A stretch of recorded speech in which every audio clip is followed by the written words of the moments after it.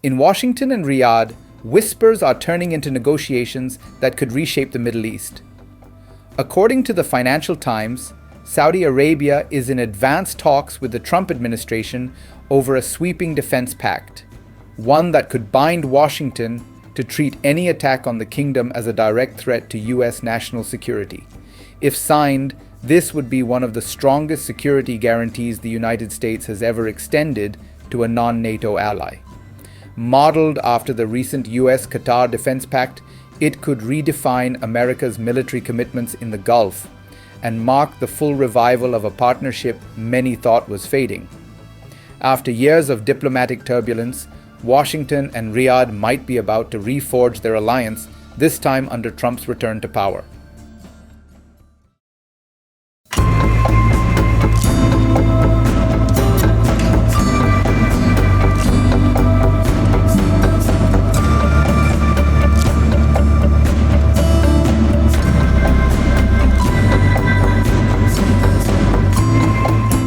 For Crown Prince Mohammed bin Salman, or MBS, this deal is not just about military hardware, it's about legacy and survival.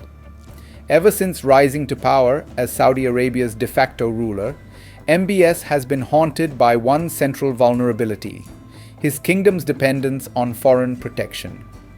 From Saddam Hussein's invasion of Kuwait in 1990 to the Iranian drone and missile attacks on Aramco in 2019, every crisis has exposed Saudi Arabia's reliance on the American security umbrella.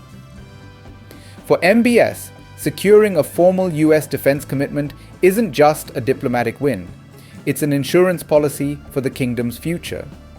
And for Washington, this proposed treaty offers something equally vital: a chance to reassert dominance in a region where China and Russia have been steadily expanding their influence through oil, infrastructure, and arms deals.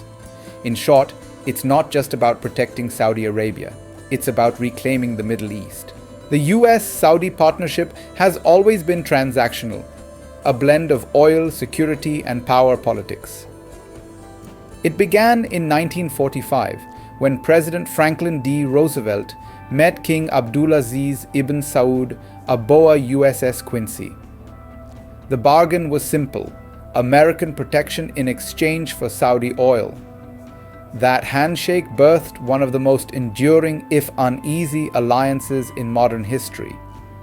Over the decades, the United States has sold hundreds of billions of dollars in weapons to Riyadh, from fighter jets to missile defense systems. During Donald Trump's 2025 visit to Riyadh, the two sides reportedly finalized a $142 billion arms deal, the largest in US history. In return, Saudi Arabia has hosted US forces and emerged as one of the top 3 buyers of American-made weapons, alongside Japan and Australia. Yet the relationship has seen deep lows.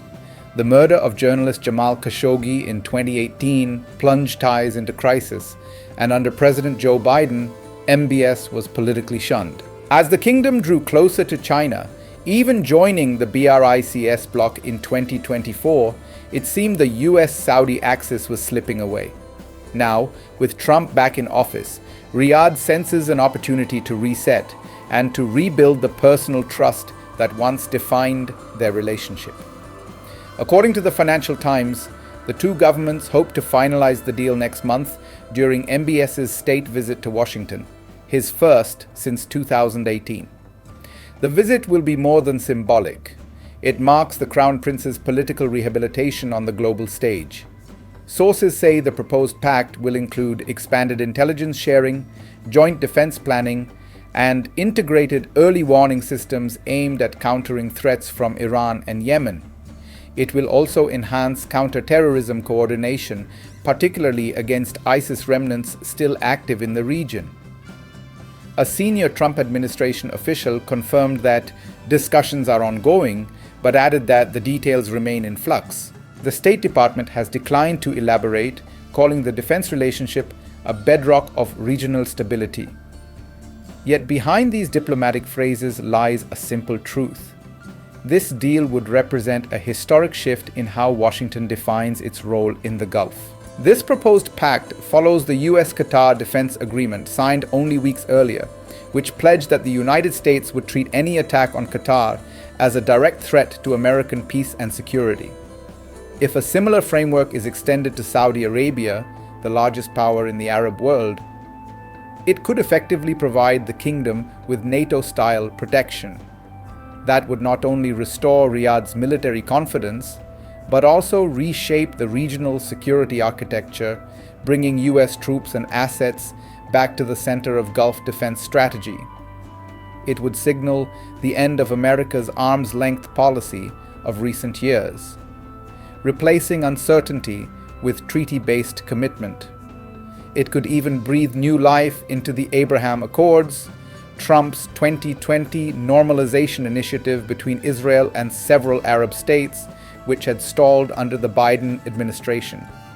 But the timing of these negotiations is particularly significant.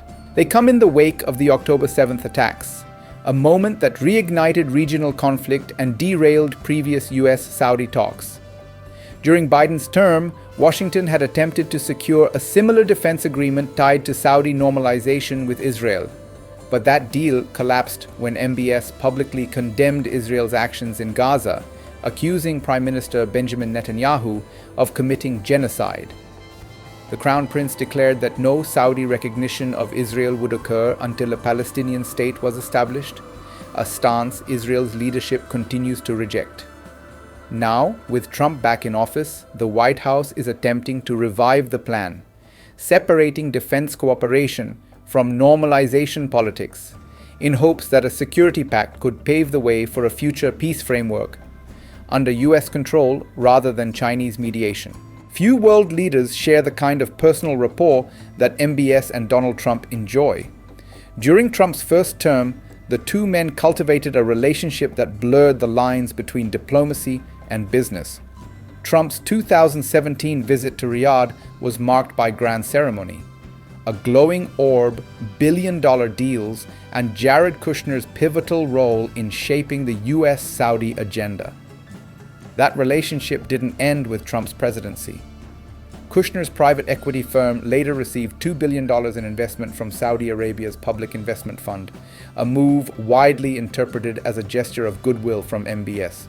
Now, as the Crown Prince prepares to return to Washington, the symbolism is unmistakable. This isn't just about restoring an alliance, it's about reviving a personal political axis, one that could shape US policy across the Middle East for years to come. If finalized, the implications of this deal would be sweeping. For Saudi Arabia, it would represent the ultimate guarantee, a formal US commitment to defend the kingdom against external threats, from Iran's proxies in Yemen to missile attacks across the Gulf. For MBS, it would elevate Saudi Arabia's regional leverage, strengthening his hand in talks with Tehran and in OPEC plus negotiations that determine global oil prices. For the United States, the Pact would re-anchor its presence in a region where its influence has been steadily challenged by China's diplomacy and Russia's arms sales. When Beijing brokered the surprise Saudi-Iran peace deal in 2023, it marked a symbolic decline of US authority. Washington now views a defense treaty as a chance to retake control of Gulf security, and to remind both friends and rivals that American power still defines the order of the Middle East.